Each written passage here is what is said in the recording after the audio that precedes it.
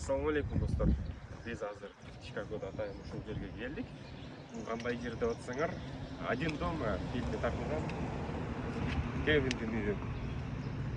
Кевинге жолуга ал десек да бүгүн бир жака кетип калыптыр, чалсам алган жок. Ушундай айтылгандар.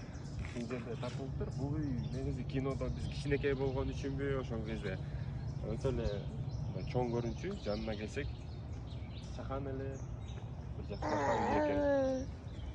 Өзүнүн жайгашкан жери дагы ушундай кичинекей эле бир көчөдө, бирок көчөлөр таза, бактар жашыл, абасы таза. Сонун жерде экен. Бүгүн атайын ошол баардыгыбыз эле көрүп чоңойгон Один доманын Кевин жашаган үйдү көрөлү деп атайын келгенбиз.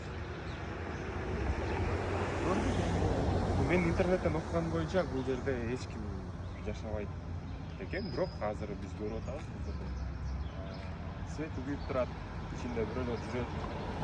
Балким Кевин душка түшүп атабыз. Ошол жерде кайтарган бирөөлөр жашайт окшойт. Сиздер да келиңиздер, ошол Один дома киносу тартылган үйдү көрүп кетсеңиздер болчу да экен.